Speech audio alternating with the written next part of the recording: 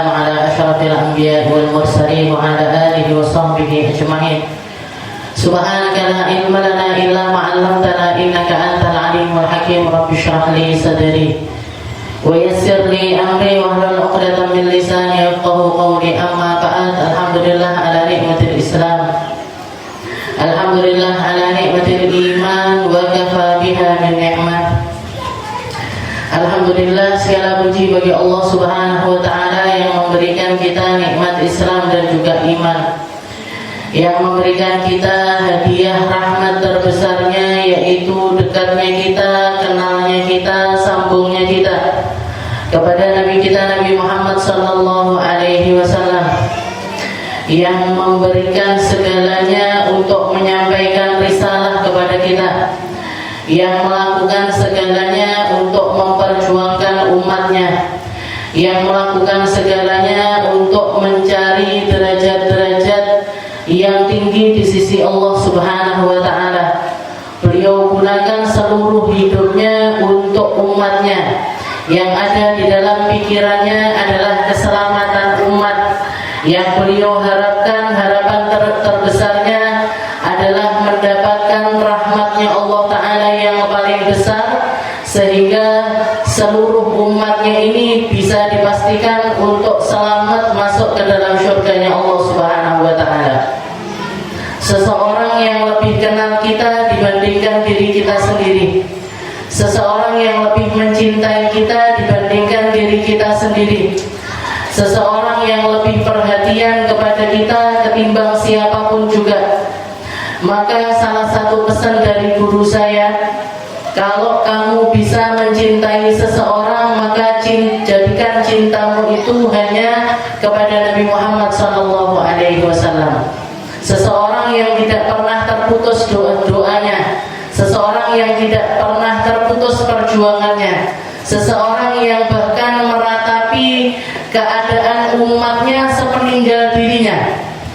Rasulullah SAW pernah beberapa kali ditemukan nangis gak bisa berhenti. Didatangi Sayyidina Abu Bakar, didatangi Sayyidina Umar, didatangi Sayyidina Ali, bahkan didatangi Sayyidah Fatimah Zahra, sekalipun gak berhenti tangisannya. Ketika malaikat Jibril diperintahkan sama Allah Ta'ala untuk turun menenangkan hatinya Nabi Muhammad SAW, sambil bertanya kepadanya, apa yang terjadi kepadamu wahai Muhammad? Wa huwa ya'lam, dan Allah Ta'ala sudah tahu apa yang terjadi pada diri Nabi, tapi Allah Ta'ala memerintahkan malaikat Jibril untuk menanyakannya kepada Rasulullah sebagai bentuk pembelajaran untuk kita. Begitu Rasulullah ditanya, ya Muhammad, lima bagaita ya Muhammad, kenapa kamu menangis terus menerus wahai Muhammad? Kenapa kamu tidak berhenti dari tangisanmu wahai Muhammad? Maka Rasulullah mengatakan, ya Jibril, wahai Jibril, saya memikirkan keadaan umatku, kaifa haluhum min ba'di, bagaimana keadaan mereka nanti sepeninggal diriku, karena aku pasti mati. Bahkan Allah Ta'ala mengatakan, innaka mayyitun wa innahum mayyitun, orang-orang itu semuanya bakalan mati wahai Muhammad, dan kamu termasuk siapa yang bakalan dimatikan oleh Allah Subhanahu wa Ta'ala. Kaifa haluhum min ba'di, bagaimana nanti keadaan mereka sepeninggal aku? Siapa yang mengajarkan mereka Al-Quran? Siapa yang menjadi tempat keluh kesahnya mereka? Mereka mau bertanya sama siapa? Mereka nyari petunjuk lewat apa? Mereka bakalan seperti apa ini nanti sepeninggal aku? Bagaimana wahai Jibril? Maka Allah Subhanahu wa Ta'ala menurunkan firman-Nya yang mengatakan, wala sawfa yu'tika rabbuka fatarda. Wahai Muhammad, Allah Ta'ala akan memberikan kamu sesuatu yang akan terus-terusan memuaskan dirimu. Di dunia Allah Ta'ala memberikan tempat-tempat untuk memuaskan diri Nabi Muhammad SAW, dan di akhirat Allah Ta'ala akan memberikan permintaannya Nabi yang tertinggi, syafaat untuk umatnya tanpa batas. Siapa yang pengen diselamatkan sama Nabi akan diselamatkan oleh Allah Subhanahu wa Ta'ala. Oleh karena itu, kita meskipun sudah terlewat 1400 tahun dari zamannya Nabi Muhammad SAW, kita akan tetap bisa menemukan cahayanya Nabi dimanapun kita berada. Masjid-masjid yang dibangun atas kecintaan mereka, kecintaan orang-orang yang membangunnya karena kepada Allah Ta'ala dan juga kepada Rasulnya, akan kita temukan di berbagai macam tempat. Majelis-majelis taklim, sekolah-sekolah Islam, ulama-ulamanya Allah Ta'ala, orang-orang yang menyampaikan risalahnya Allah, itu akan terus berkelanjutan sampai akhir zaman. Maka ketika kita masuk di dalam barisan orang-orang tersebut, kita masuk di dalam golongan orang-orang yang ada di tempat-tempat yang di situ nyambung sama cahayanya Nabi Muhammad SAW, itu berarti kita masuk digunakan sama Allah Ta'ala sebagai hamba-hamba yang memuaskan hatinya Nabi Muhammad SAW. Kalau kita memilih lepas dari tempat-tempat semacam ini, Bu, kalau kita memilih untuk lepas dari tempat-tempat yang baik, kalau kita melepaskan diri dari hal-hal yang bersambung kepada Nabi Muhammad SAW, Allah Ta'ala akan menggantikan orang-orang lain yang menempati kedudukan kita. Jadi ketika kita dimasukkan di tempat-tempat semacam ini nikmat yang luar biasa. Dan kalau kita memilih untuk nggak hadir, karena setiap dari kita ini punya pilihan, mau hadir atau nggak mau hadir, mau duduk ngaji atau geletak-geletak ae nang omah, nggih napa boten? Punya pilihan. Enaknya haruskan sinetron yang lagi hits apa dengerin Ustazah Aminah ya. Jenengan punya pilihan untuk hadir atau enggak hadir. Jenengan punya pilihan untuk nyekolahkan anak di sini atau nyekolahkan di tempat yang lain. Jenengan punya pilihan untuk nyambung ke tempat semacam ini atau nyambung ke tempat-tempat yang lainnya. Tapi yang perlu kita pahami, yang perlu kita renungkan, ketika kita dihadirkan di tempat semacam ini, ditakdirkan nyambung sama tempat-tempat semacam ini, itu berarti kita masuk di dalam bagian hamba-hamba Allah Ta'ala yang dipergunakan sama Allah untuk memuaskan hatinya Nabi Muhammad SAW. Karena itu disebar sama Allah Ta'ala di berbagai tempat. Orang kaya yang dijadikan dermawan sama Allah disebar di semua tempat. Orang-orang yang pengen berjuang di jalannya Allah Ta'ala dengan bangun masjid, dengan bangun musola, disebar sama Allah Ta'ala. Makanya nikmatnya, salah satu hal yang menjadi kenikmatannya kita di zaman yang sekarang ini, jenengan mau pergi kemana aja bakalan ketemu orang baik, bakalan ketemu tempat yang baik, bakalan ketemu bagian-bagian negeri-negeri, daerah-daerah yang dengannya kita bisa beribadah dengan nyaman kepada Allah Subhanahu wa Ta'ala. Karena itu semuanya Allah Ta'ala nggak akan membiarkan satu zaman pun, satu tempat pun, kecuali di situ tetap ada cahayanya Rasulullah SAW. Jadi kudu disyukuri dengan syukur yang luar biasa. Biar apa? Biar nanti nikmatnya ditambahi sama Allah Ta'ala. Pertama mungkin terpaksa ngaji, nggak penak anakku sekolah neng Al-Bahjah, mosok nggak melok ngaji, mosok nggak melok muslimah Al-Bahjah. Pertama mungkin terpaksa, tapi nanti kedua dinikmati sampai jenengan minta itu terus, minta ya Allah istiqomahkan saya sampai ketinggalan apa? Sampai kita bisa menikmati itu semuanya sebagai bagian dari hidup kita. Dan di situ kehidupan yang jenengan akan dijaga sama Allah Ta'ala. Dohir kita dijaga, batin kita dijaga. Dohir kita dijaga sama Allah Ta'ala dari setiap keburukan, batin kita juga akan dijaga sama Allah Ta'ala dari segala hal yang akan merusak alam akhirat kita. Mungkin istiqomah selalu. Terutama Ustazah. Kita lanjutkan pembahasan kita. Ini kita nggak ada pakem apa-apa, Bu. Istilahnya saya nggak buka kitab tertentu, tapi saya ngambil beberapa kutipan dari firman-firmannya Allah Ta'ala yang membahas tentang kisah-kisah Al-Quran. Qasasul haq, kisah paling benar, kisah yang tidak ada keraguan, kisah yang memang benar-benar pernah terjadi, yang dan syarat sekali dengan hikmah yang luar biasa yang Allah Ta'ala torehkan di dalam Al-Quran sebagai bentuk pembelajaran bagi umat manusia. Kalau bulan-bulan yang lalu atau pertemuan-pertemuan yang lalu kita kita bahas tentang Nabiullah Adam, setelah itu kita bahas tentang Nabiullah Musa. Walaupun ayatnya saya pilih-pilihin, ayatnya saya cuplik, tapi nggak semuanya saya ceritakan, karena nanti nggak entek-entek. Kisahnya Nabi Musa ini kisah paling panjang di dalam Al-Quran, kisah paling banyak di dalam Al-Quran, tapi hikmahnya luar biasa. Ini kita akan ganti topik, kita akan membahas tentang kisah Sayyidina Ibrahim alaihissalam, salah satu nabinya Allah Ta'ala yang juga disebutkan kisahnya di dalam surat Al-Baqarah. Jadi masih di awal-awal surat atau di surat-surat yang pertama, yaitu surat Al-Baqarah. Di situ ada kisah tentang Nabiullah Ibrahim. Nabi Ibrahim ini salah seorang nabi yang memiliki kedudukan paling tinggi. Bahkan kalau nabi-nabinya Allah Ta'ala ini ada rankingnya, Nabi Ibrahim ini ranking 2. Ranking satunya siapa Ustaz? Nabi Muhammad SAW. Ranking 2-nya Nabiullah Ibrahim.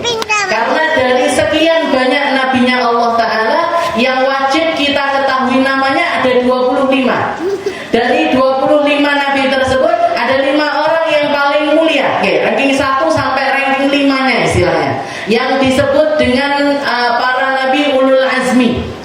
Ada Nabi Allah Isa, ada Nabi Allah Nuh, ada termasuk juga adalah Nabi Allah Musa dan juga Nabi Allah Ibrahim serta Nabi Muhammad SAW.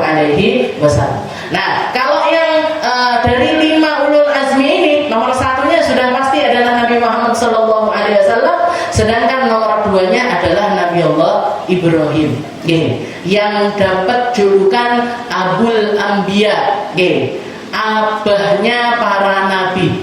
Jadi setelah zamannya Nabiullah Ibrahim, nabi-nabi dari zaman Nabiullah Ibrahim sampai Nabi Muhammad itu semuanya adalah datang dari keturunannya Nabiullah Ibrahim. Termasuk diantaranya adalah Nabi Muhammad. Nabi Muhammad ini adalah cucunya Nabiullah Ibrahim. Jadi nasabnya Nabi Muhammad itu nyambung kepada Nabiullah Ibrahim. Jadi julukan beliau adalah Abul Anbiya. Jadi julukan beliau adalah Abul Anbiya, abahnya para nabi, abahnya para nabi. Wa huwa mahallul qudwah, dan juga beliau ini adalah seseorang yang hampir semua syariat agama Islam itu ngikuti jalannya Nabiullah Ibrahim. Makanya seringkali kita di dalam doa itu ada kalimat wa millata abikum Ibrahim. Kita ngikuti jalannya abah kalian, abah kita semuanya, yaitu Nabiullah Ibrahim. Karena syariatnya Nabi Muhammad kalau ditarik ke atas, itu adalah agama Ibrahimiyah, agama yang sama dengan yang Allah Ta'ala berikan syariatnya, syariat yang sama seperti yang Allah Ta'ala berikan kepada Nabiullah Ibrahim. Kita akan mendapatkan segala contoh kebaikan yang ada pada diri agama Islam ini sama persis dengan apa yang ada di dalam syariatnya Nabiullah Ibrahim. Syariat khitan misalkan, masalah kita bersih-bersih, masalah kita bertoharoh, masalah kita sholat, masalah kita haji. Jadi syariat-syariat agama Islam ini, zakat, sholat, haji, umroh dan lain sebagainya, itu kalau ditarik tali ke atas, itu yang diikuti adalah syariatnya Nabiullah Ibrahim. Kita tawaf ngikuti siapa? Ngikuti tawafnya Nabiullah Ibrahim. Kita sa'i, ngikuti sa'inya siapa? Ngikuti sa'inya Nabiullah Ibrahim yang diperintahkan sama Allah Ta'ala untuk mencontoh istrinya sendiri, yaitu Siti Hajar ketika lari-larian di Bukit Sofa dan juga Bukit Marwah untuk nyari air buat minum anaknya, yaitu Nabiullah Ismail. Jadi banyak syariat khitan, itu yang pertama kali melakukannya adalah Nabiullah Ibrahim. Jadi nabi-nabi setelahnya itu ngikuti Nabiullah, bahkan sampai siwak, jadi syariat bersiwak, bersihkan gigi, itu juga yang pertama kali mencontohkannya adalah Nabiullah Ibrahim. Makanya banyak hal di dalam syariat kita ini yang mengikuti. Oleh karena itu dikatakan di akhirat, Rasulullah menceritakan di alam akhirat nanti ada 2 orang nabinya Allah yang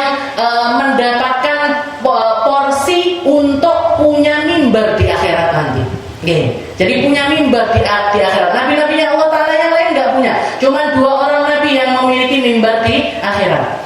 Satu untuk Nabi Muhammad, satu untuk Nabi Allah Ibrahim. Katanya Nabi Muhammad, saya disuruh milih sama Allah Ta'ala antara 2 mimbar tersebut. Fakhtartu ashimal. Di antara 2 mimbar ini, saya lebih memilih mimbar yang ada di sebelah kiri.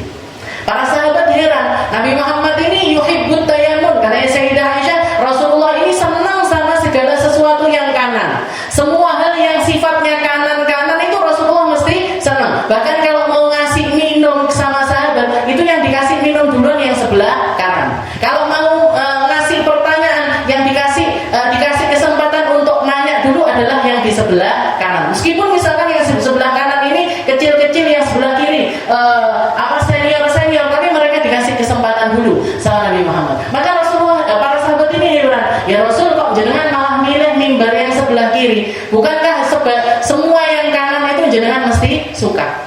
Katanya Rasulullah, saya memilih mimbar yang sebelah kiri karena mimbar yang sebelah kanan itu adalah jalur akses pintu menuju surga. Sedangkan mimbar yang sebelah kiri itu adalah akses pintu menuju neraka. Maka aku memilih untuk berdiri di mimbar sebelah kiri untuk memastikan tidak ada umatku yang terseret masuk ke dalam pintu neraka. Jadi saking perhatiannya Nabi sama kita, beliau lebih milih mimbar sebelah kiri biar bisa melihat isin melebui sapa wae. Nanti kalau kelihatan ada umatnya diselamatkan sama Nabi, kelihatan ada umatnya diselamatkan sama Nabi, kelihatan ada umatnya diselamatkan sama Rasulullah Shallallahu Alaihi Wasallam. Itu Nabi Allah Ibrahim. Maka di awal atau firman Allah Taala yang membahas tentang Nabi Allah Ibrahim, di situ Allah Taala mengatakan wa idibtala Ibrahim rabbuhu bikalimatin fa'atammahun. Qala inni ja'iluka lin-nasi imama qala min dzurriyyati qala la yanalu ahdil zalimin. Di awal ayat Allah Ta'ala mengatakan ketika Allah memilih Nabi Allah Ibrahim untuk diberikan ujian sebanyak-banyaknya oleh Allah Subhanahu Wa Ta'ala di kalimat dengan berbagai macam ujian kehidupan manusia. Allah Ta'ala menguji Nabi Allah Ibrahim ini dengan berbagai macam bala, dengan berbagai macam ujian, dengan berbagai macam rintangan kehidupan, tapi beliau berhasil menjadi hamba fa'atammahun yang menyempurnakan setiap ujian-ujian tersebut. Beliau diuji nggak punya anak, beliau jadi orang yang sabar sampai akhirnya dikaruniai anak sama Allah Ta'ala. Dan beliau menjadikan putra-putranya ini untuk mendapatkan pendidikan-pendidikan yang terbaik. Ketika beliau memiliki istri, diuji dengan berbagai masalah rumah tangga di dalam rumah tangganya, beliau juga menyempurnakan. Beliau berhasil mendidik istrinya yang pertama, beliau berhasil mendidik istrinya yang kedua, jadi orang-orang yang tinggi derajatnya di sisi Allah Ta'ala, bahkan ditakdirkan untuk menjadi ibu-ibu dari para nabi-nabinya Allah. Siti Hajar punya anak namanya Ismail, diangkat jadi nabi. Siti Sarah yang akhirnya setelah Nabi Ibrahim menikah kedua kalinya, ternyata beliau juga hamil juga. Siti Sarah juga hamil, sehingga dikaruniai sama Allah Ta'ala seorang putranya ini adalah Nabi Allah Yakub, akhirnya juga menjadi seorang nabi. Jadi keturunannya ini orang-orang mulia semuanya. Kenapa? Fa'atammahun. Karena beliau menyempurnakan.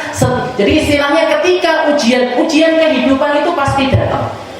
Kita hidup ini mesti penuh dengan ujian. Di rumah ada ujian, di keluarga ada ujian, di tetangga ada ujian, sama teman-teman ada ujian, di dalam ekonomi ada ujian.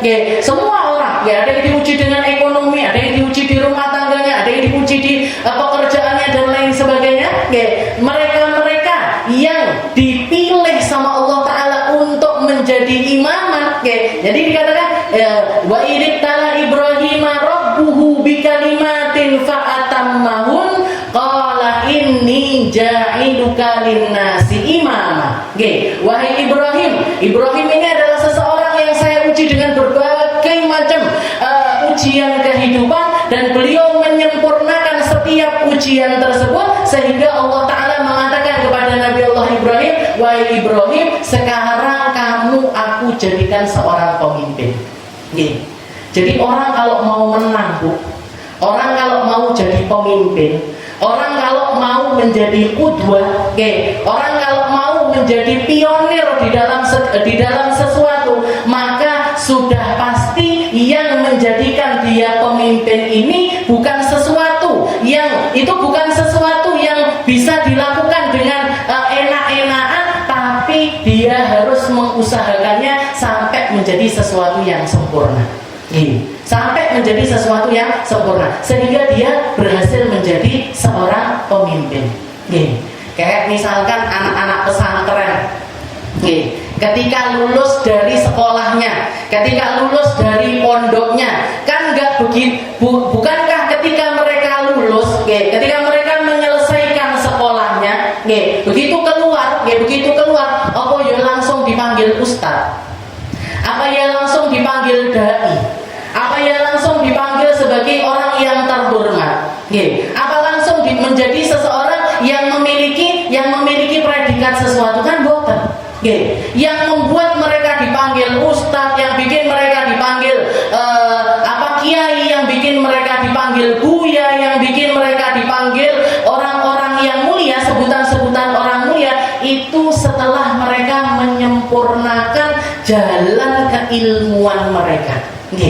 Prakteknya ada di masyarakat. Begitu mereka keluar ngajar, mulai dari anak kecil sampai remaja, sampai orang-orang sekalangan ini dia menyampaikan ilmu, di kalangan ini dia menyampaikan ilmu, di kalangan ini dia menyampaikan ilmu, sampai akhirnya orang-orang kenal dia sebagai seorang ustadz, orang-orang kenal dia sebagai seorang pendakwah, orang-orang mengenal dia sebagai seseorang yang menyebarkan ilmunya Allah Subhanahu wa Ta'ala. Sehingga dia dapat ini, imaman ini tadi dapat jadi seorang pemimpin.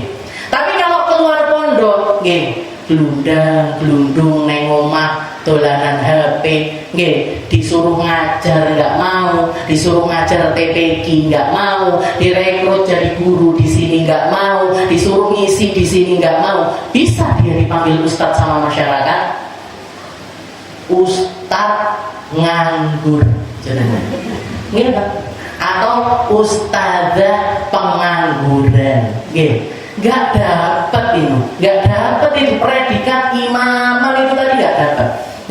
Nabi Allah Ibrahim ini dapat kalimat. Apa yang dimaksud dengan kalimat? Kalimat itu segala bentuk ujian yang Allah Ta'ala berikan kepada seorang hamba. Beliau ketika masih muda, kelihatan ada sesuatu yang nggak beres di masyarakatnya. Masyarakatnya semuanya memilih untuk menyembah berhala-berhala, sampai rajanya yang namanya Raja Namrud ini bikin di istananya ini berhala-berhala yang banyak sekali, besar-besar. Nabi Ibrahim ini kerontak di dalam hatinya, nggak bener ini wong-wong, mosok patung deh senggae disembah-sembah. Akhirnya dititeni sama, ini apa ini yang bisa saya bikin, perubahan yang mau saya bikin ini apa? Gebrakan yang mau saya bikin ini apa? Untuk menuntaskan sesuatu yang nggak benar di masyarakat ini, apa yang harus saya lakukan? Maka beliau melihat, orang-orang di daerah ini, mereka itu punya satu waktu di dalam 1 tahun, di mana Raja Namrud ini ngajak mereka semuanya, para laki-laki, untuk pergi berburu ke dalam hutan. Jadi di hari tersebut nanti nggak akan ada laki-laki di negeri tersebut. Maka Nabi Ibrahim waktu hari itu pura-pura sakit, karena wajib ini. Pokoknya pemuda, semuanya laki-laki yang sudah masuk usia dewasa harus ikut rajanya berburu semua. Nabi Ibrahim nyari akal, satu tak etok-etok loro lain. Pura-pura sakit beliau. Orang-orang berangkat semuanya ke hutan. Beliau keluar dari rumahnya, datang ke istananya Raja Namrud, nggak ada penjaga, nggak ada siapa-siapa, karena semuanya ikut berburu. Beliau nebasi semua kepala-kepala berhala yang ada di tempat tersebut. Disisakan satu tok, disisakan siji til yang paling gede. Terus kapaknya yang dipakai untuk nebas kepalanya berhala itu dikasih tali 2, setelah itu digantungkan di lehernya berhala yang paling besar. Sampai ketika orang-orang pulang, Raja Namrudnya kan kaget, masuk ke istananya, semua yang ada di situ, ini otomatis dicari tahu, dicari tahu ki sapa iki sing bikin perkara kayak gini ini siapa, coba cari, katanya orang-orang gelenik-gelenik, iki kabeh semuanya ikut berburu wahai raja kecuali satu orang, siapa? Ibrahim. Ibrahim yang nggak ikut, pasti dia yang menghancurkan seluruh berhala ini. Dipanggil Nabi Ibrahim, dipanggil Nabi Ibrahim, didatangkan. Kalaulah kamu yang menghancurin semua tempat ini, katanya Nabi Ibrahim nggak ngerti di sana. Nah ini katanya Nabi Ibrahim nggak ngerti ini Bu, itu bikin beliau ketakutan di hari akhirat. Takut kalau diperkarakan sama Allah Ta'ala karena terbesit kebohongan di situ.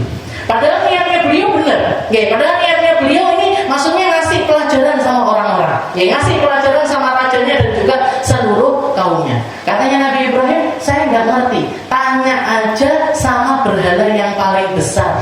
Bukankah barang buktinya juga masih nyantol di kepalanya dia, yaitu si kapak itu tadi. Katanya orang-orang, kamu ini bodoh apa gimana? Masa berhala ditanyain? Masa kamu suruh nanya sama berhala? Katanya Nabi Ibrahim, lah kuwi eruh.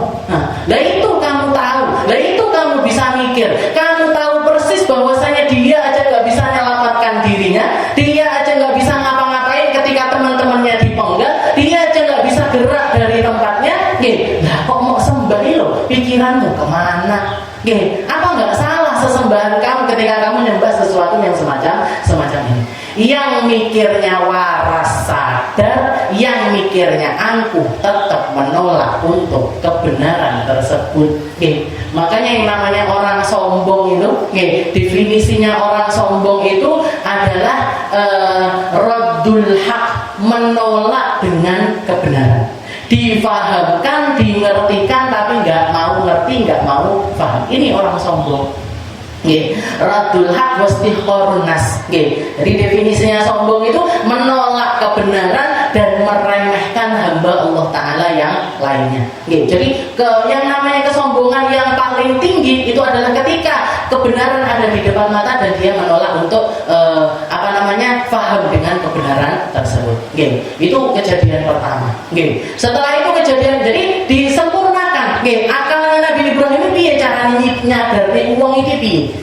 Kita kan juga sering, mungkin di lingkungan kita masih banyak orang yang maksiat ini, maksiat itu. Di sekitaran kita masih banyak orang nggak ngerti sholat, nggak ngerti wudhu, nggak ngerti gimana cara ibadah yang benar. Kita seharus, kalau kita mau menyempurnakan akal kita biar diangkat sama Allah Ta'ala untuk menjadi seorang pemimpin, harus nyari strategi Bu. Piye yo wong kampungku ben gelem ngaji. Gimana ya orang-orang sekitar saya ini biar tahu gimana caranya sholat yang benar, gimana caranya ibadah yang benar, gimana caranya beribadah sama Allah Ta'ala dengan cara yang benar. Ini gimana ya caranya? Mungkin kita nyarikan ustaz, mungkin kita carikan ustazah, mungkin anak-anak kita yang dimasukkan pesantren, dimasukkan lembaga-lembaga keislaman biar mereka paham, biar mereka ngerti. Itu namanya Pak, punya akal disempurnakan untuk mikir dengan cara yang benar. Ini Nabi Allah Ibrahim fa'atamahu. Makanya di dalam ayat yang lain bahkan Allah Ta'ala mengatakan innallaha astafa Adam wa Nuhan wa ala Ibrahim wa ala Imran 'alal alamin. Allah Ta'ala dari sekian banyak ciptaannya, dari sekian banyak orang-orang pilihannya Allah Ta'ala yang berhasil menjadi istifa Allah. Istifa itu apa sih? Jadi kayak semacam jenengan kalau misalkan menfilter dari sesuatu yang baik, setelah itu dites lagi, naik level, dites lagi, naik level, dites lagi, naik level, sampai akhirnya tinggal beberapa gelintir aja, dan beberapa orang saja. Nah ini termasuk diantara hamba pilihan dari pilihan-pilihannya Allah Ta'ala. Itu ada Nabi Allah Adam, ada Nabi Allah Nuh. Dan ketika itu Allah Ta'ala mengatakan innallaha astafa Adam wa Nuh. Allah Ta'ala memilih Nabi Allah Adam, Allah Ta'ala memilih Nabi Allah Nuh.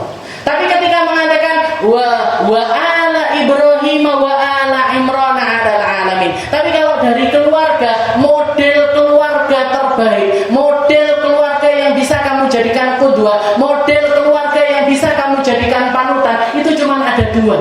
Keluarga keluarganya Nabi Allah Ibrahim dan juga keluarganya Nabi Allah bukan Nabi bahkan wa ala Imran, keluarganya Imran. Ini mulai dari bapaknya orang baik, istrinya orang baik, anak-anaknya orang-orang baik, keturunan-keturunannya jadi keturunan yang terbaik. Jadi kenapa? Karena mereka memiliki keimanan yang tertinggi dan mereka memiliki keyakinan yang tertinggi kepada Allah Subhanahu wa taala.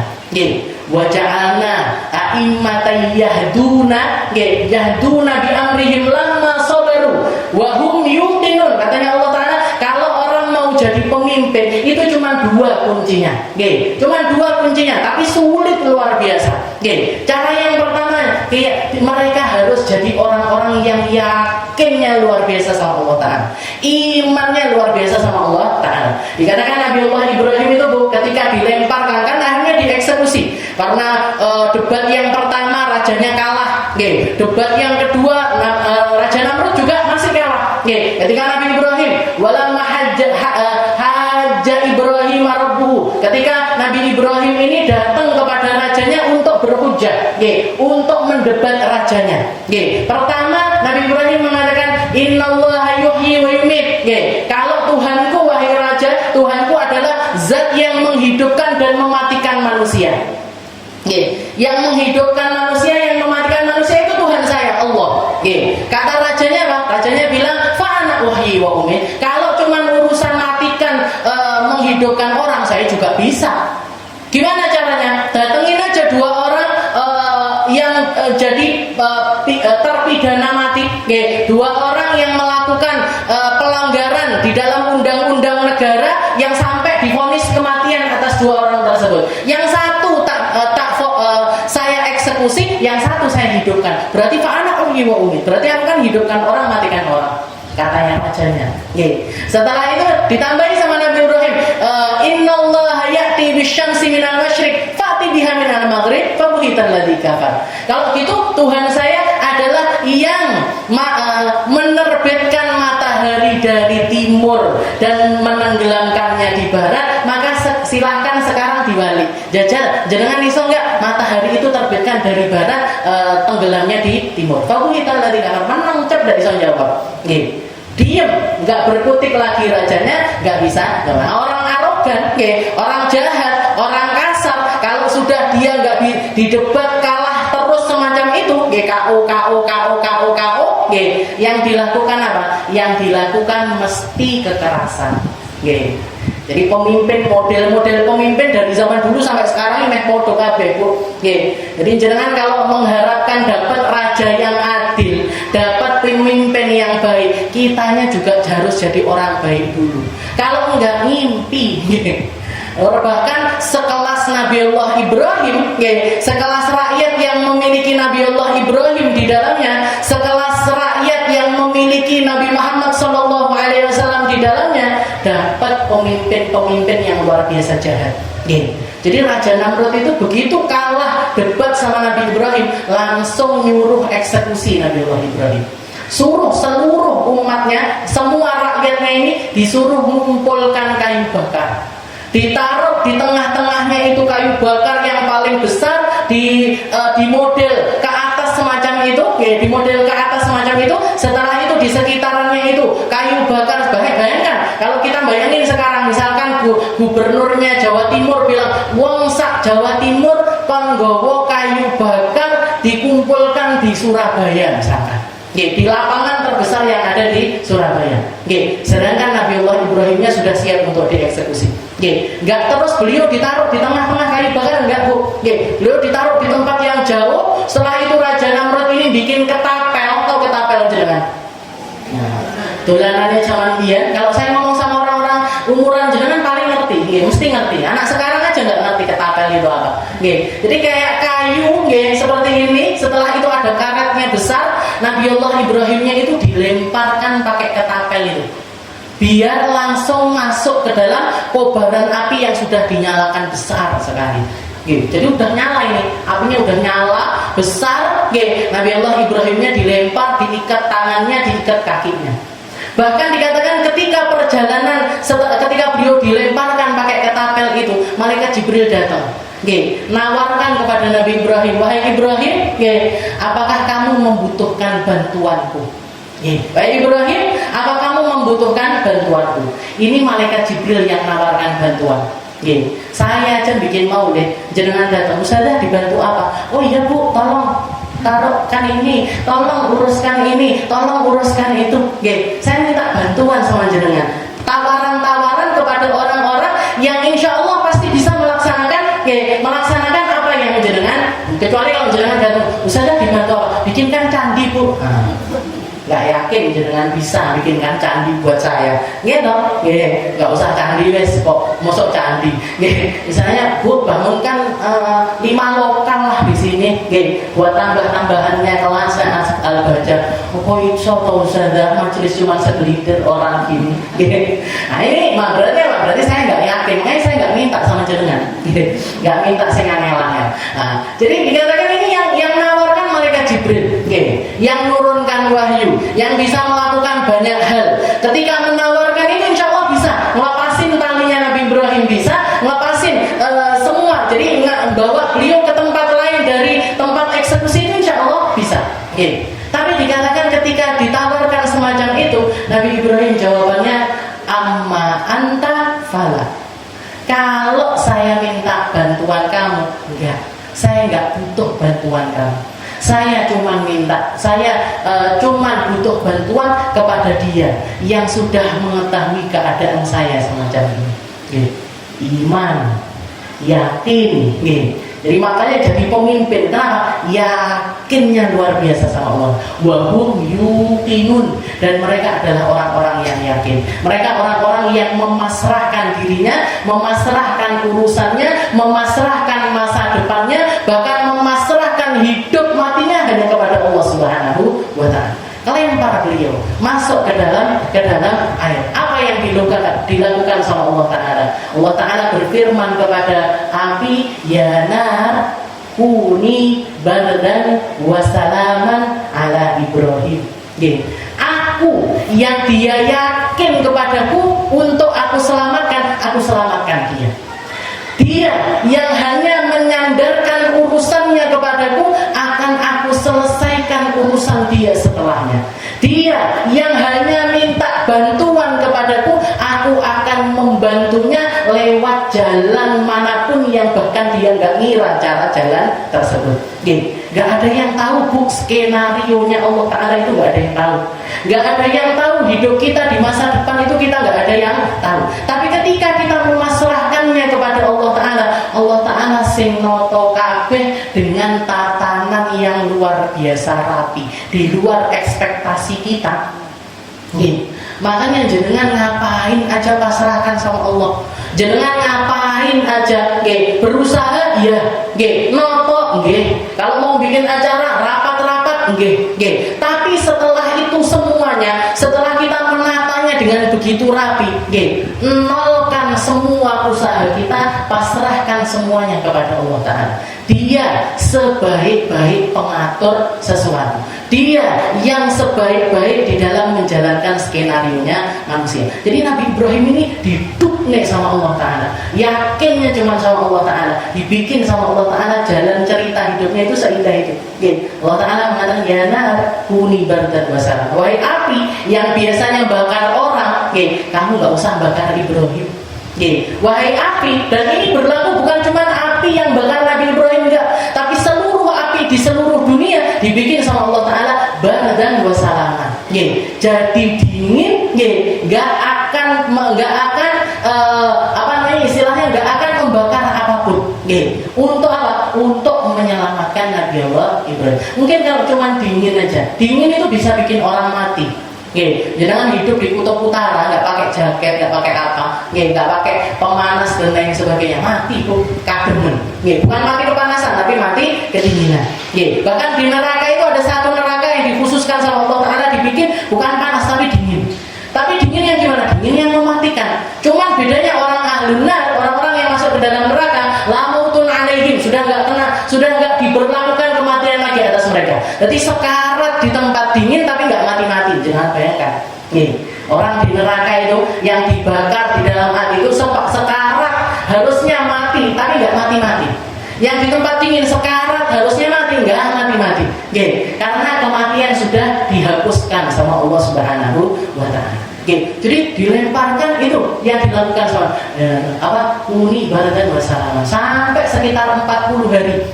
Jadi api kobaran itu sampai mengecil sampai habis, kembali lagi keluar Nabi Ibrahim. Bahkan dikatakan beliau keluar tambah gemuk, jadi istilahnya bukannya 40 hari orang nggak makan ini kan biasanya mati, itu dikatakan beliau keluar badannya tambah berisi, tambah seger, cahaya yang keluar dari raut wajahnya, dari seluruh tubuhnya itu malah justru bertambah bersinar. Di situ banyak orang masuk ke dalam agamanya Nabi Allah Ibrahim. Dari rakyatnya, rojone tambah berengkel. Yang namanya raja yang itu ditekuk. Masih yo sing dakwahi Nabi yo tambah ngoten niku. Jadi nggak usah ngarepin apa-apa dari pemerintah kita. Nggak usah ngarepin apa-apa dari presidennya kita. Kecuali jangan punya kapasitas di sini. Wa idh tala Ibrahim rabbuhu bi kalimatin fa atammahun qala inni ja'iluka lin-nasi imama. Dijawab sama Nabi Allah. Ketika Allah Taala mengatakan inni ja'iluka lin-nasi imama, wahai Ibrahim, kamu adalah nabiku yang paling patut untuk menjadi seorang pemimpin. Kamu adalah nabiku yang menjadi pemimpin dari semua nabi-nabi yang ada. Apa yang permintaannya Nabi Allah? Beliau enggak istilahnya ketika Allah Ta'ala berbicara semacam itu, ngangkat beliau dengan pengangkatan yang luar biasa, beliau enggak menyia-nyiakan kesempatan itu, kecuali beliau minta agar orang semisalnya ini diperbanyak sama Allah Ta'ala. Biar semakin banyak manusia yang selamat masuk surganya Allah. Ini loh Bu, hatinya para nabi. Hatinya orang-orang baik, hatinya para wali-walinya Allah, hatinya para kekasihnya Allah itu seluas samudra. Mereka ini punya hati yang istilahnya luas sekali, kesabaran yang luas sekali, sehingga beliau diangkat derajatnya sama Allah Ta'ala. Karena apa? Karena yang mereka pikirkan ini bukan tentang dirinya, tapi keselamatan dari seluruh umat manusia. Beliau mengatakan, minta sama Allah Ta'ala, qala wa min dzurriyyati, ya Allah, jangan saya aja yang jadi pemimpin ya Allah, tapi jadikan keturunan saya juga jadi pemimpin-pemimpin. Katanya Allah Ta'ala, ya saya kabulkan permintaan kamu, saya kabulkan apa yang menjadi angan-angan kamu. Qala la yanalu ahadid dzalimin, kecuali mereka-mereka yang melepaskan dirinya dari jalan yang benar. Qala la yanalu ahadid dzalimin, orang-orang zalim, anak cucumu yang zalim, anak cucumu yang enggak ngikuti maqtadau wa mahtadau, yang mereka enggak ngikuti jejak kakek moyangnya, yang mereka enggak mengikuti hidayah yang ada di dalam kakek moyangnya, mereka enggak akan aku jadikan pemimpin. Pemimpin-pemimpin akan datang dari keturunanmu, tapi keturunanmu yang sabar dan juga yakin luar biasa kepada Allah Subhanahu wa Ta'ala. Sehingga syariatnya Allah Ta'ala ini disempurnakan sama Allah di zamannya Nabi Allah Ibrahim.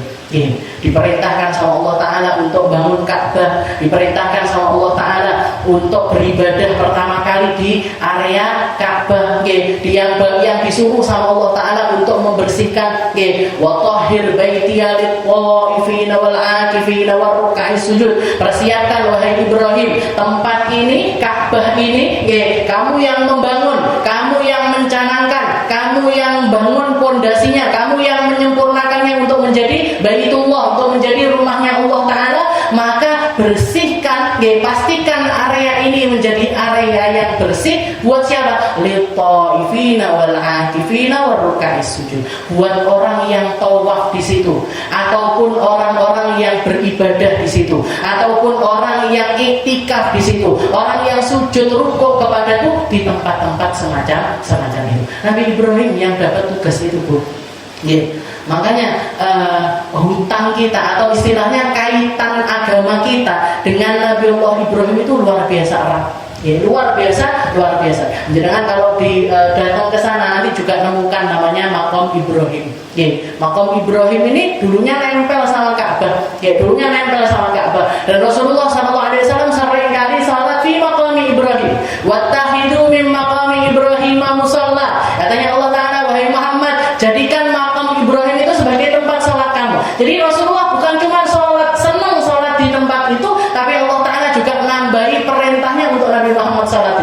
tersebut. Nah, salah satu tempat yang mustajab di daerah Ka'bah, di area Masjidil Haram itu kita selain multazam, selain Hijr Ismail, bahkan nama-namanya kan ikuti. Nah, Ismail ini siapa? Nah, Ismail ini putranya Nabi Allah Ibrahim. Jadi selain multazam itu area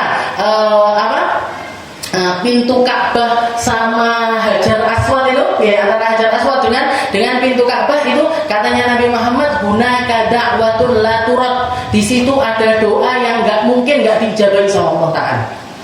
Sayyidina Abbas mengatakan, saya minta apapun, saya doa apapun, kalau saya lakukan di multazam nggak pernah dikabulkan sama Allah Ta'ala. Abah saya, Bu, dulu punya anak kakak saya, Nisma, perempuan. Saya nomor 2 perempuan lagi, nomor 3 adik saya perempuan lagi.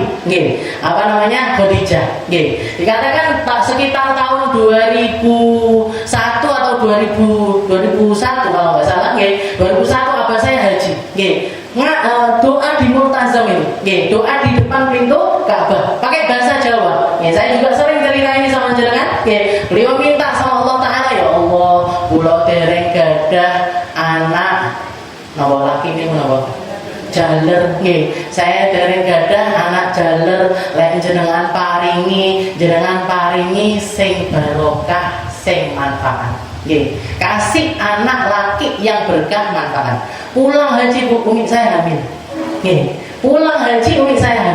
Ditakkit lagi sama abah saya, ini anak bayi ini lek sampai lanang akikohnya 10 kambing. Akikohnya 10 kambing. Itu baru pulang istilahnya begitu tahu umi saya hamil, beliau ngomong seperti itu. Saya pas ada kumpul keluarga, banyak orang juga di situ, orang kampung dalam, orang Banjaran. Umi saya sudah hamil besar, ditakkit lagi. Ini kalau sampai bayinya nanti lagi, akikohnya pokoknya sama kambing 10. Kambing 10. Lahir lanang, Bu. Dikasih nama Segap. Akikohnya 10 kambing. Ngalah-ngalahi mantu. Mantu ini jangan paling berapa kambing? Ini 10. Sampai uminya bingung entek nenek piye. Ngundang perempuan. Jadi acaranya macam-macam. Ada acara perempuanan. Kiko kan biasanya memang laki-laki yang diundang. Ini enggak, acara perempuan ada, acara laki ada, ditambahi acara yang lainnya. Nutup jalan, gang 3 akses gang itu ditutup semuanya.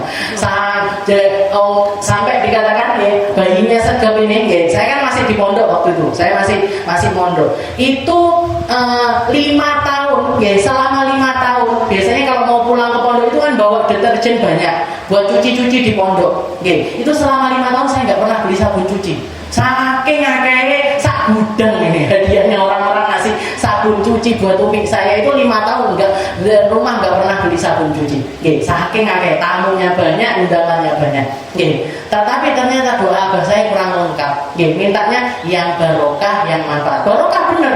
Anaknya baik, meninggal baik, anak umur 12 tahun meninggal, yang mengantarkan jenazahnya luar biasa. Anak-anak kecil nangis, tukang sego goreng nangis, tukang sego goreng tak tolong agung kayaknya datang itu takziah. Karena apa? Adik saya senangannya tuku sego goreng.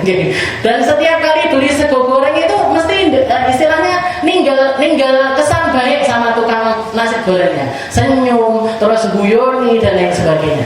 Baru kelas 4, kelas 5 SD ketahuan ada anak kecil-kecil nangis ketika kita tanya muridnya Kak Segap.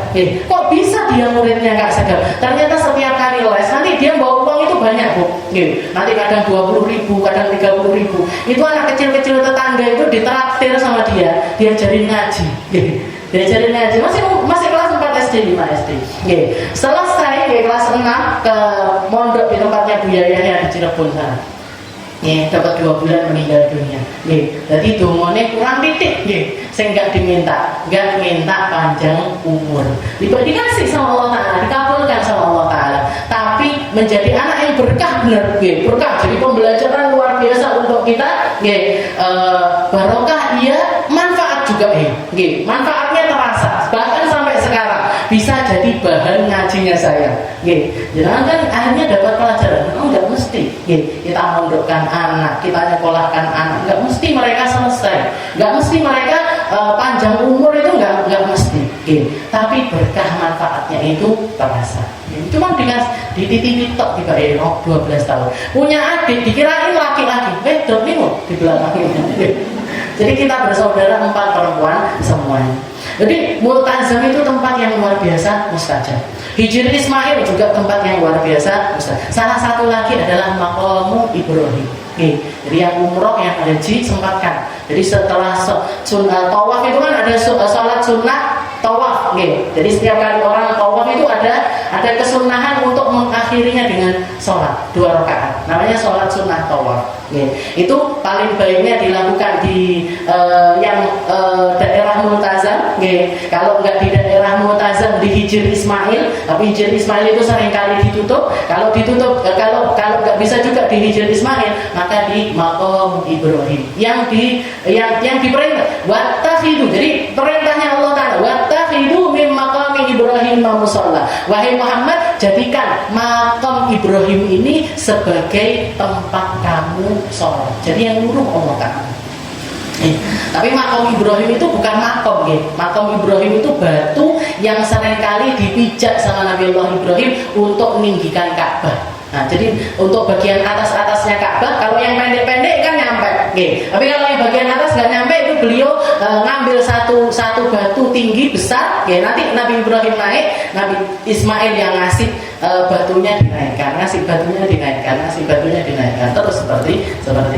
Nah, itu erat kaitannya antara millatana wa millata abina Ibrahim alaihissalam.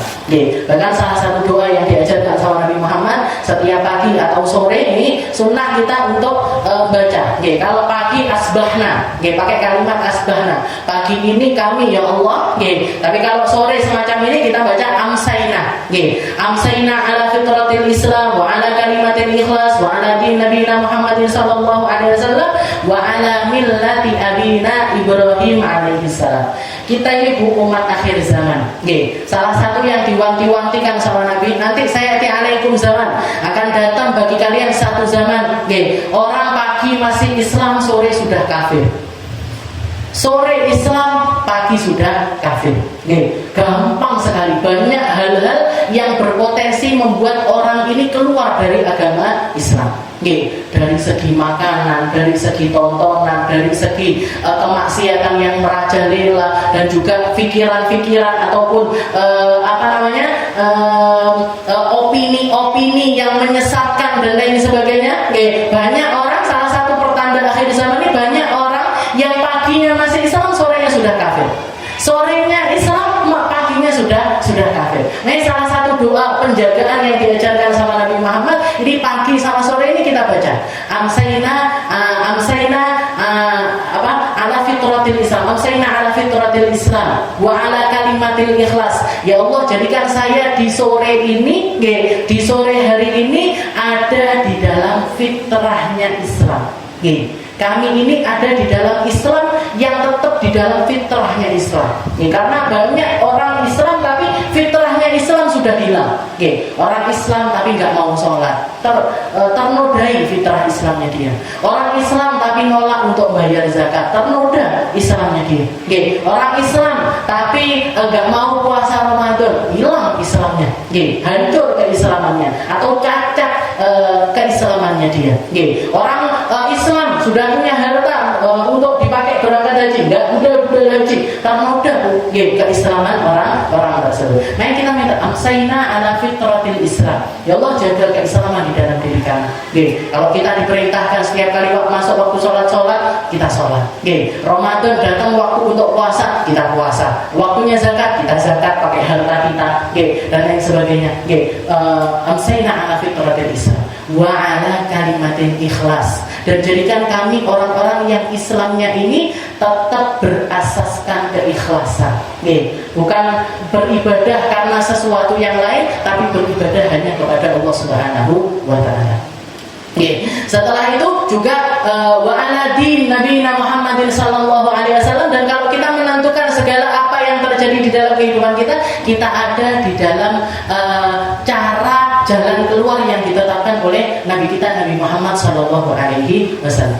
Wa ala millati abina Ibrahim alaihi salam. Juga mengikuti jalan hidupnya Nabi Allah Ibrahim alaihi salam. Karena Nabi Ibrahim ini seseorang yang luar biasa bijaksana. Nah, seorang yang memang keilmuannya yakinnya, ikhlasnya, semuanya, semua yang Allah Ta'ala berikan kepada Nabi Allah Ibrahim ini disempurnakan sama Nabi Allah Ibrahim di dalam responnya beliau kepada Allah Subhanahu wa Ta'ala. Bahkan cerita yang terkenal, Nabi Allah Ibrahim ini pernah setelah kan beliau punya istri Siti Hajar. Setelah itu punya anak namanya Nabi Allah Ismail. Kan ditinggal ini.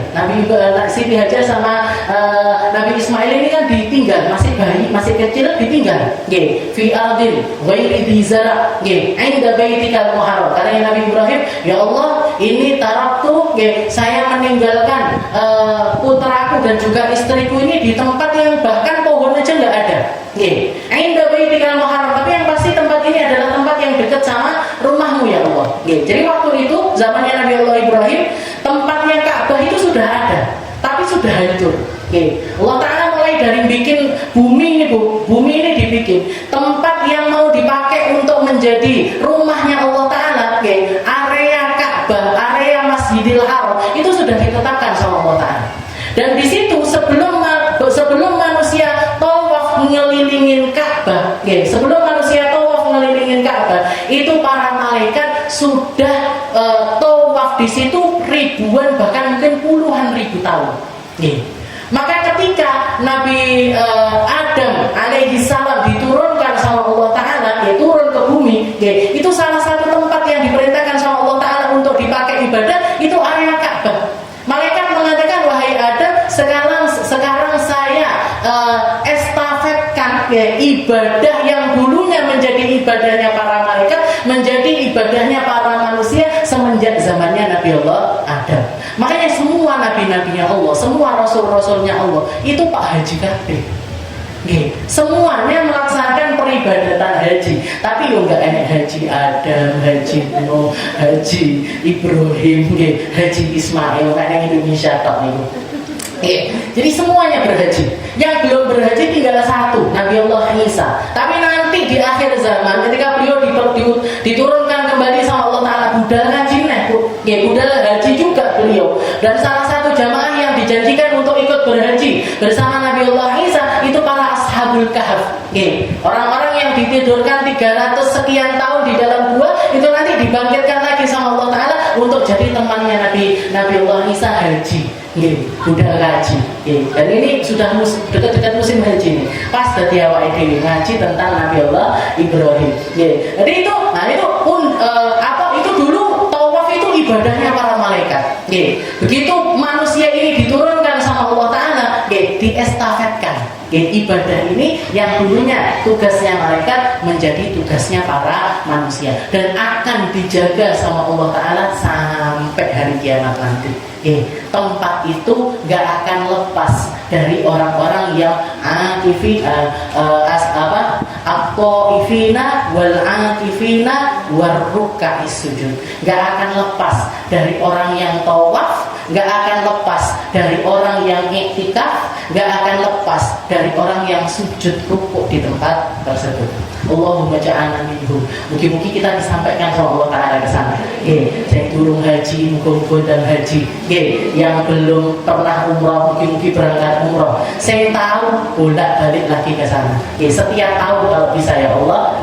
Setiap bulan kalau bisa ya Allah, bolak-balik ke Ka'bah untuk melaksanakan sesuatu yang Allah Ta'ala berikan. Menjadi nikmat, peribadatan yang Allah Ta'ala berikan, kenikmatannya kepada seluruh umat manusia mulai dari zamannya Nabi Allah Adam sampai akhir zaman nanti. Wa idza qala Ibrahim rabbuka kalimatin fa atammahun qala inni ja'iluka lin-nasi imama qala min dzurriyyati qala la yanalu ahdil dhalimin. Jadi itu semuanya para pemimpin-pemimpin umat, orang-orang yang diangkat sama Allah Ta'ala untuk menjadi para pemimpin umat itu adalah dari keturunannya Nabi Allah Ibrahim yang tetap berada di jalan manhaj atau jalan peribadatan seperti kakeknya. Oh, kakeknya punya ilmu, mereka ngambil porsi ilmu. Kakeknya punya ibadah, mereka ngambil porsi ibadah. Kakeknya punya akhlak, mereka ngambil porsi akhlak. Kakeknya punya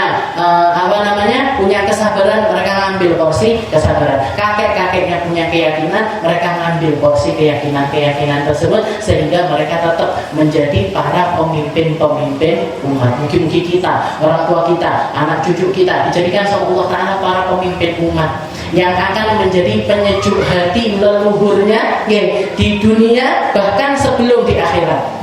Dan di akhirat akan lebih menyenangkan lagi ketika kita bertemu satu sama lain antara anggota keluarga dan mereka semuanya menjadi para pemimpin umat. Itu salah satu hal yang diminta sama orang-orang soleh dan ditaruh sama Allah Ta'ala doa-doanya di dalam Al-Quran. Jadi kita semuanya dijadikan orang soleh sama Allah Ta'ala, dijadikan para pemimpin yang bisa menjadi penyejuk hati para keluarga kita, orang tua kita, para leluhur kita, bangga dengan keberadaan kita, bangga dengan sepak terjang kita, bangga dengan apa yang kita ambil dari porsi para leluhur kita. Dan mungkin apa yang ada di dalam kita ini dijaga sama Allah Ta'ala, keistiqomahan kita, keilmuan kita, jalan-jalan kebaikan kita, mungkin kita dijaga sama Allah Ta'ala untuk selalu berada di atasnya sampai kita diwafatkan sama Allah Ta'ala. Ala hadhihi niyyah wa ala kulli niyatin shalihah wa ila hadratin Nabi Muhammad sallallahu alaihi wasallam bisirril Fatihah.